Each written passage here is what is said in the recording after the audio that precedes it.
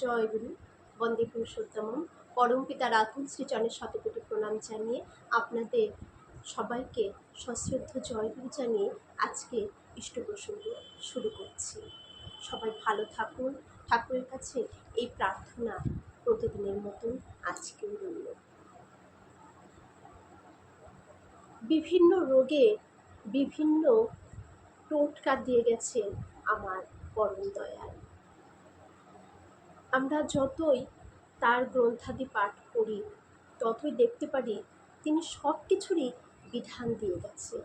সব কিছুরই কীভাবে পরিবারের লক্ষ্মী বজায় থাকবে, কি করলে লক্ষ্মী আমার ঘরে বরণ ডালা নিয়ে আসবে, তা তিনি বলে গেলেন। কোন সেবায় কিভাবে সেবা দিলে লক্ষ্মী বিরাজ করবে, কোন খাবার খেলে আমার পেট ভালো থাকবে, আমার ব্রেন ভালো থাকবে, আমার শরীর স্বাস্থ্য ঝলমলে হয়ে উঠবে, আমার স্কিন ভালো থাকবে, সব কিছু সুগার ভালো হবে কিভাবে, কিভাবে প্যারালাইসিস ভালো হয়, তিনি সব কিছুই বলে গেছেন। আজকে যে বিষয়টি ঠাকুরের আলোচনা করব তা লিভারের সমস্যা আমাদের কিন্তু প্রতিনিয়ত সকলেরই কম বেশি রয়েছে। আর যে গ্যাস, বদহজম, অম্বল এগুলো তো লেগেই রয়েছে প্রতি ঘরে ঘরে। তো রোজ কি খেলে এইগুলো থেকে আমরা রেহাই পাবো? 7 দিনের মধ্যে এমন কি জিনিস রয়েছে ঠাকুর খেতে বললেন যা খেলে 7 দিনের মধ্যে সুগার ভালো হয়ে যায়। চুলের বৃদ্ধি ঘটাতে, চুলের যত্নের জন্য ঠাকুর কি মাখতে বললেন আমাদের চুলের পরিস্থিতি সবারই কম বেশি খারাপ থাকে। একটা সময় হয়ে গেলে চুল উঠেও যায়, এতে আমরা একটা খুব পরিস্থিতির মধ্যে একটা পড়ে যাই খারাপ, যে কীভাবে চুলের যত্ন করা যায়। ঠাকুর সেটাও বলে গেছেন। ত্বকের যত্ন কীভাবে আমরা ফর্সা হব, আমার স্কিন উজ্জ্বলতায় ভরে যাবে, সব কিছুই বলে গেছেন। আসুন আজকে সেই বিষয়টি আলোচনা করছি। ঠাকুর বললেন আলোচনা প্রসঙ্গে, পাথরকুচির পাতার রস 1 চামচ একটু চিনি দিয়ে সকালে রোজ খালি পেটে যদি খাওয়া যায় তাহলে অম্বল, গ্যাস, বদহজম এসব সেরে যায়। আর আরেকটা আছে, একটা হচ্ছে পাথরকুচি যে পাতা, সেই পাতার রস যদি আমরা প্রতিদিন সকালে 1 চামচ রসে চিনি মিশিয়ে সকালে যদি খালি পেটে খাওয়া যায় তাহলে অম্বল, গ্যাস, বদহজম সব কিছুই সেরে যাবে। আরেকটা আছে গোলমরিচের গুঁড়ো, গোলমরিচ তার গুঁড়ো করে নিয়ে গোলমরিচের গুঁড়ো আর হলুদের গুঁড়োর সাথে একটু মাখন ও অল্প নুন দিয়ে তরকারি, ডাল এসব রাঁধলে সেই ফুডটা খাদ্যটা খুব লাইট হয়, হালকা খাবার। পেটের জন্য তো আমাদের হালকা খাবারের প্রয়োজন। আমার পেট যাতে ভালো, কারণ পেটের সমস্যা কিন্তু লেগেই থাকে। আর পেটের সমস্যা থেকেই এই গ্যাস, অম্বল, বদহজম এইগুলো আমাদের প্রতিনিয়ত হচ্ছে। যেটাই খাওয়া যাচ্ছে দেখা যাচ্ছে মুখ টক হয়ে যাচ্ছে, গ্যাস হচ্ছে, বদহজম হচ্ছে।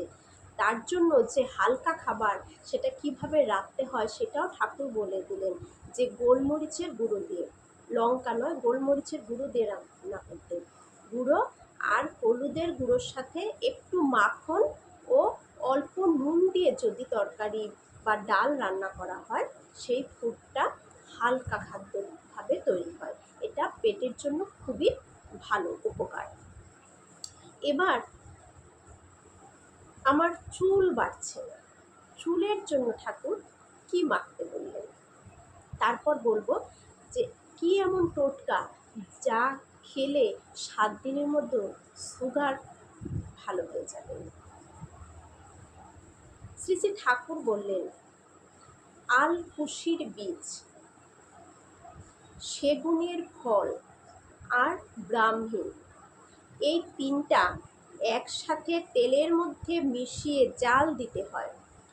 আলকুশির বীজ, আমি কালকে আলকুশিটা আমিও দেখিনি কখনো, তো আমি কালকে এটা নেটে গুগলে সার্চ করেছিলাম। দেখতে জিনিসটা অনেকটাই সিমের মতন হয়, কিন্তু সিমের ওপরে আঁশটা থাকলে অল্প, কিন্তু এই ওপর দিয়ে এমন আঁশ থাকে, একটা কেমন একটা তুলো তুলোর মতন একটা অন্যরকম জিনিসটা, আপনারা সার্চ করলে পেয়ে যাবেন। তো সেখানে দেখলাম যে আলকুশির পাউডার, আলকুশির নেটে সব কিছুই পাওয়া যাচ্ছে এবং এর উপকারিতা অনেক কিছু, গুগল সার্চ করলে সেসব দেখা যায়। তো ঠাকুর বলে গেছেন সেই 100 বছর আগে যে আলকুশির বীজ, সেগুনের ফল আর ব্রাহ্মী, এই তিনটা একসাথে তেলের মধ্যে মিশিয়ে জাল দিতে হয়। তারপর ঠান্ডা হলে সেই তেল চুলে মাখতে বললেন, তাতে চুলের বৃদ্ধি হবে, চুল বাড়বে, চুল ভালো থাকবে, চুলের ঘনত্ব হবে। তাহলে এই তিনটে আমরা জোগাড় করে নেব। আমার মনে হচ্ছে আলকুশি হয়তো, যেমন দশকর্মা ভাণ্ডার বা যেখানে জড়িবুটি পাওয়া যায় সেখানে গেলে হয়তো নিশ্চয়ই এটা পাওয়া যাবে। আর সেগুনের ফল আর ব্রাহ্মী, তিনটেকে একসাথে তেলের মধ্যে মিশিয়ে আমরা জাল দিয়ে সেটা চুলে ব্যবহার করব। এখন আসি যে সুগার, এই ডায়াবেটিস আমাদেরকে নাজেহাল করে দিচ্ছে। আজ ভারতবর্ষে ডায়াবেটিসের সংখ্যা দিন দিন বেড়েই যাচ্ছে।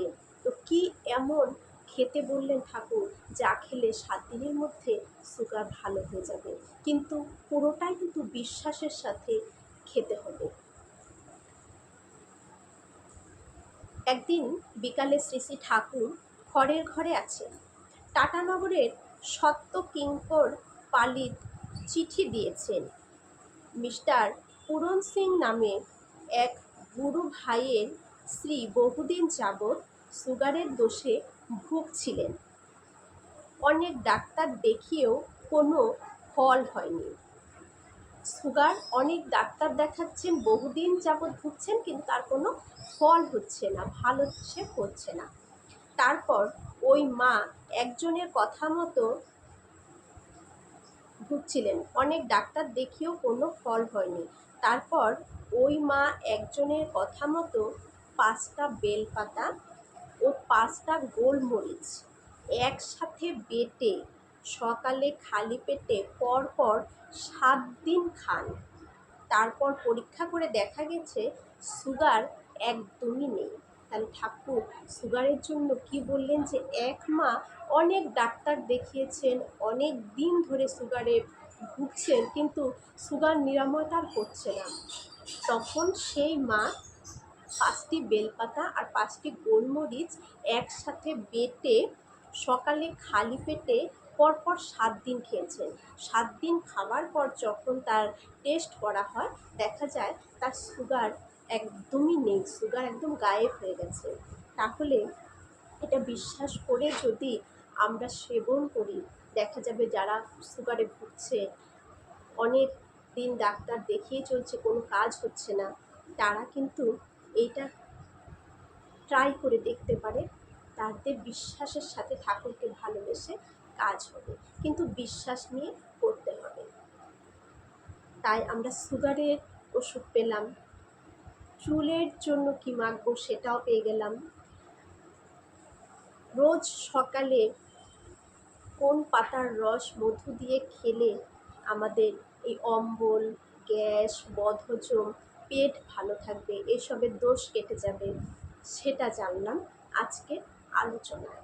আমরা এইগুলো, তারপর তো থানকুনি পাতা তো ঠাকুর দিয়েছেন রোজ সকালে, সেটা থানকুনি পাতাই হোক, থানকুনির বড়ি হোক, যে যেটা যেভাবে পাচ্ছেন খাচ্ছেন, সেটা থেকে আমাদের নানান উপকার হচ্ছে, নানান কিছু থেকে কিন্তু আমরা রক্ষা পাই। তাই এটা কিন্তু সেবন করা অতি আবশ্যক। এইগুলো যদি আমরা পালন করি তাহলে কিন্তু আমরা ভালো থাকবো। ঠাকুর 3 বেলায় 3টি খাবারের কথা বলেছেন, যে খাবার খেলে আমার শরীর, স্বাস্থ্য, মন সব কিছুই ভালো থাকবে, সব কিছুই প্রোটিনে, পুষ্টিতে, সব কিছু দিক দিয়েই আমি পরিপূর্ণ থাকবো। সেই খাবার 3টি যদি আমরা খাই তাহলে কিন্তু আমরা ভালো থাকবো। সবাই সবার মঙ্গল প্রার্থনা করে আজকের ইষ্ট প্রসঙ্গ এখানেই রাখছি। জয়।